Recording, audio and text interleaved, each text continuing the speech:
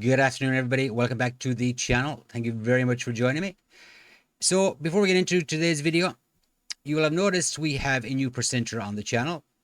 His name is Christian. He's an awesome guy. He's going to be doing lots of trading stuff, technical analysis, looking at the charts, Bitcoin, etc., etc., etc.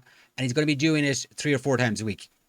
So if you want to get your regular dose of trading, check out his videos. As I said, they're going to be going up multiple times every week. Now, getting into today's video, we're going to be looking at something called crowdlending.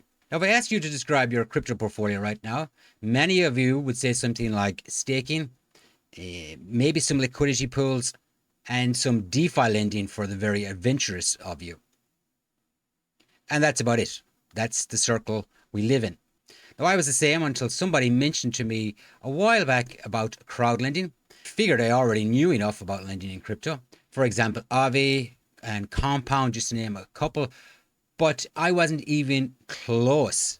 Crowdlending is a completely different asset class, one that's been running in traditional finances for almost 20 years and is only crossing over into Web3 now. So I went down the rabbit hole and it turned out to be an awful lot more interesting than I thought it was going to be. So let's break it down now. So here is the 8lens website, and I'm going to go through it a little bit during this video, but in the next video I'm going to really dive straight into it and show you exactly how it works. But before that, let's go into some core mechanics. Crowdlending at its simplest form is collective lending. A group of investors pools capital together and finances a loan to a real business through an online platform. Now here's the key. There is no bank in the middle. Platform is just a marketplace. It connects you, the investor, directly with the borrower. You're not buying a piece of the company. You're not an equity holder. You don't care about valuations or token prices going up. You're a lender with a fixed agreement, a set interest rate, a set term, and a defined collateral backing the loan. Every month, the business pays interest. When the term ends, your principal comes back. And that collateral, it's physical, real-world assets, equipment, vehicles, warehouses, commercial real estate, etc. If a borrower doesn't repay, the collateral gets liquidated and the funds are distributed to the investors. So that's the typical way of doing things. So just to give you an analogy on that, imagine a small bank that lends money to local businesses against their assets. Crowdlending is the same logic, but instead of one bank, you have hundreds of retail investors. Instead of one branch, an online platform. And in the Web3 version, instead of SEPA bank payments, you got USDC and a smart contract. Now, one distinction worth making for the crypto crowd, in DeFi lending, your collateral is another crypto asset. The market drops, it gets auto liquidated. In crowd lending, the collateral is a physical asset. Its value doesn't crash because Bitcoin had a bad week. So let me tell you what crowd lending is not, and then I'll give you a brief history. Crowdlending is not crowdfunding. On Kickstarter, you give money, you get a product or a thank you card. In crowdlending, your money comes back with interest. It's not venture capitalism. You're not buying a stake in a startup, hoping the valuation goes to the moon. You're a lender with a fixed agreed terms. It's not staking. Income doesn't come from protocol emissions or token inflation. Real business is paying you from its actual revenues. And it's not a DeFi protocol. The borrower isn't a smart contract. It's a specific company with an address, financial statements, and physical assets pledged as security. Now, this isn't something that launched last year. Crypto lending has been around since 2005. The first platform was Zoppa, launched in the UK. The market developed independently from crypto for almost 2 decades. In that time, European crowdlending platforms have processed tens of billions of euros in loans. This is a mature, established market. Now, since November 2023, the EU has been operating under the ECSPR, a mandatory unified license for crowdlending platforms. These platforms now go through the same regulatory checks as traditional financial institutions. This is regular finance, not a gray area. Now, I know there's a lot to take in here. We're going to go through all this. And like I said, in the second video, we're going to go through how this actually works on 8lens. Now let's have a look at P2P versus P2B. Now, P2B is where crowdlending started. One person lending to another, same mechanics as lending money to a friend, just scaled to thousands of transactions with automated credit scoring on top. Average yields across the market sit around 10 to 14% annually, and loan terms usually run 3 to 24 months. But here's the thing. Most P2P loans carry no collateral. If the borrower doesn't pay, there's not much to recover. Default rates for individuals tend to be higher than for businesses, which makes sense. For crypto investors, P2P is honestly the less interesting format. Without physical collateral, the risk profile doesn't offer you much. One major player worth knowing, Bondora, founded in Estonia, 2009, customer loans across several European countries with over 200,000 investors.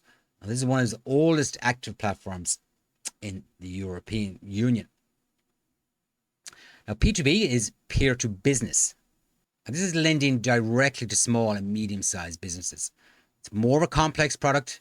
You're dealing with credit analysis, collateral evaluations, legal structuring, and multiple jurisdictions.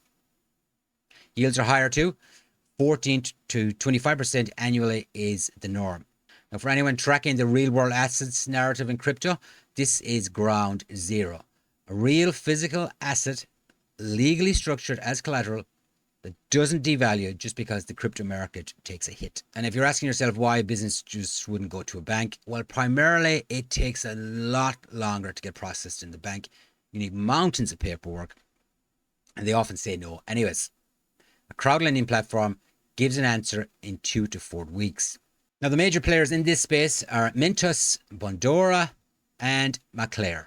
We already touched on Bondora, and Maclair is a Swiss Web2 crowdlending platform focused on P2B, specializing in SMB loans against real asset collateral.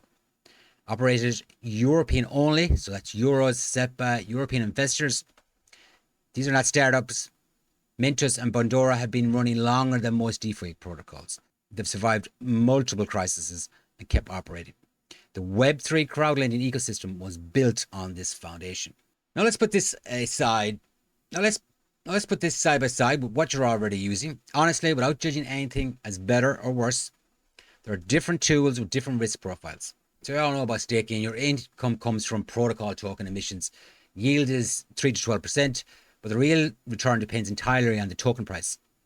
Token drops 40% while you're earning 10, you don't make much money.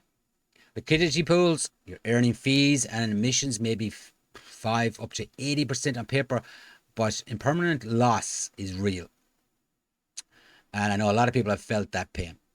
So the number in the dashboard and the number in your wallet are two different things.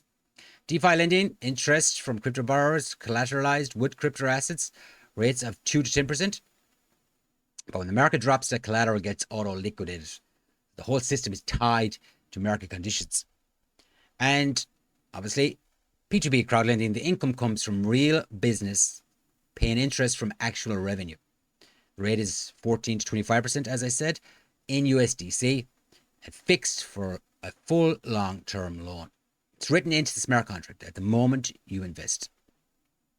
What's written is what you will receive. Now, of course, there's going to be downsides to everything. I'm not going to sit here and tell you that there isn't. Liquidity is the big one. Your funds are locked for the long term, typically 4 to 16 months. A secondary market exists on most platforms, but selling quickly at a fair price isn't guaranteed. If you need the money right now, this isn't the tool for this. Credit risks. Some businesses might not repay. Now, this isn't some abstract risk. This is operational risk of a real borrower. Collateral and buyback options reduce it, but they don't eliminate it. You've got concentrational risk, and so if you put everything into one loan and that borrower defaults, the loss is going to be significant. You're better off spreading it across multiple borrowers. Smart contract risks. Contracts have been audited, but no Web3 product has absolutely protection against vulnerabilities. You hear about it all the time.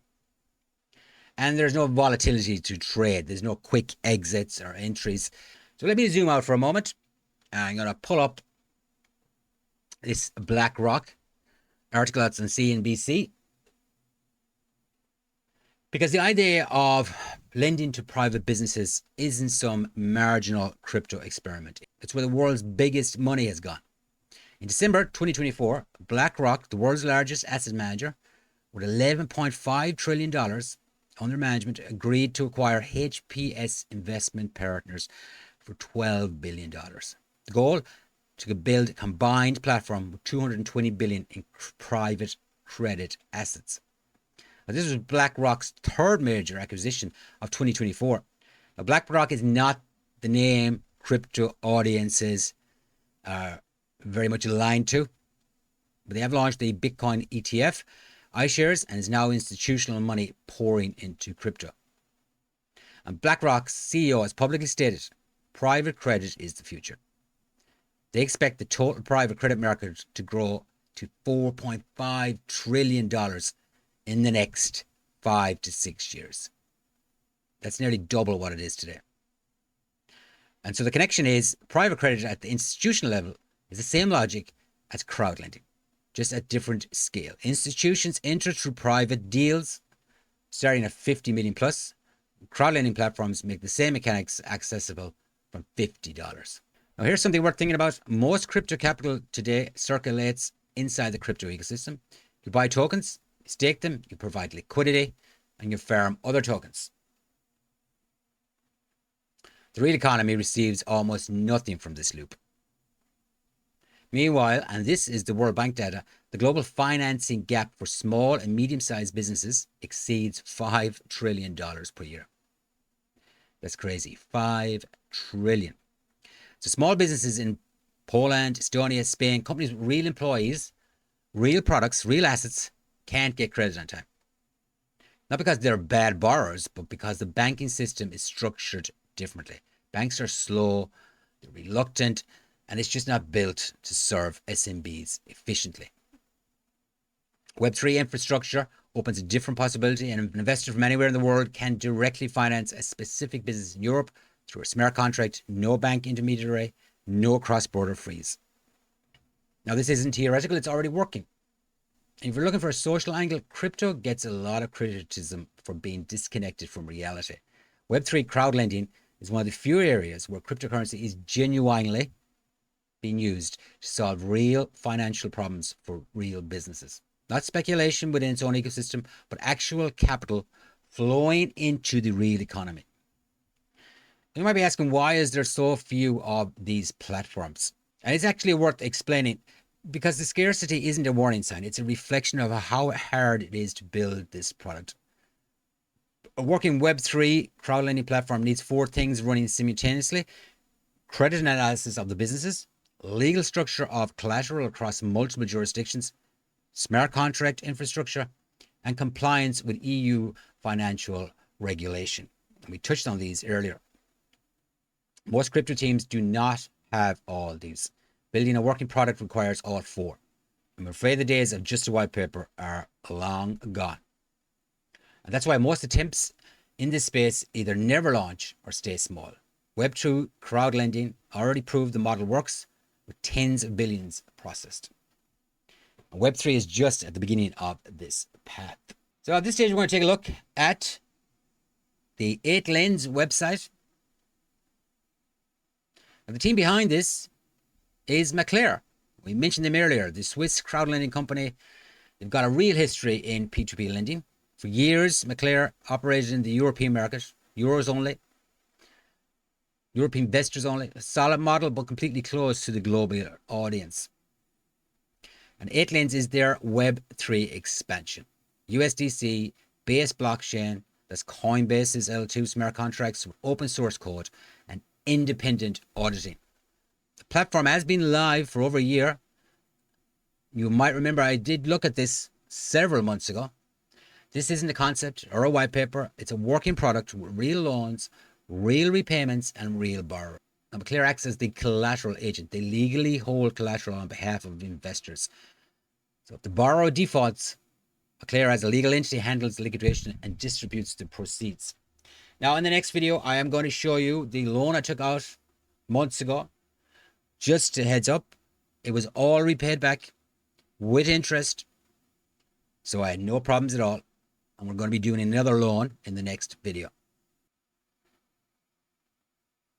Now, before we wrap it up, I'm just going to show you what their market, their place looks like. As you can see here, you've got crypto mining projects, Korean parts company, production lines, strawberry cultivation, and you can see the APR is 20 to 25% usually. 23.1, 23.1, 23.4, 21% here. Waste management in Austria. So it's from all over the world. It is amazing. We'll just have a quick look in here. Let's go to the strawberry one. It's kind of interesting. So as you can see here, this you will see the loan period is 12 months, and you will see the loan that is requested. And you'll see down here, you got highlights about the company, the risk scoring, collateral, details, financial overviews, about the borrower. It's amazing. It is so detailed. Financial statements, it's just amazing. Now, they do have a mobile app and where you can check your portfolio, your active loans, your payment history, and everything else. Now, a couple of notes on the production structure. Investor funds sit in a smart contract. I told you that already. The platform doesn't have direct access to them. McClare holds the collateral as a Swiss legal entity. If there is a default, there's either a buyback by an independent partner covering full principal plus interest, or liquidation of the physical collateral. So guys, that is a look at 8lens and the history behind it and the reasoning for putting it all together. And like I said, we're going to take a look at this in more depth in the next video. Probably do that next week. But in the meantime, there's a link in the description. Head over, check it out. In fact, it'd be very good if you looked at 8lens now, and then you can comment on the next video what you think. Now, if you do decide you want to jump into this, it is KYC, obviously. You wouldn't expect anything else, but the KYC is super easy, looking at 10 to 15 minutes. So crypto is changing. Crypto has been through several phases. Digital money, programmable contracts, and then honestly, we had a long stretch of financial speculation. But over the course of the next few years, traditional finance is going to mold crypto the way it wants it. And to be honest, we're going to just have to tag along. So thank you very much for watching. I hope you enjoyed today's video. If you did, hit the like button. If you didn't, hit the dislike button. Don't forget to let me know in the comments what you think of 8lens. Thank you very much for watching, and I will see you again soon.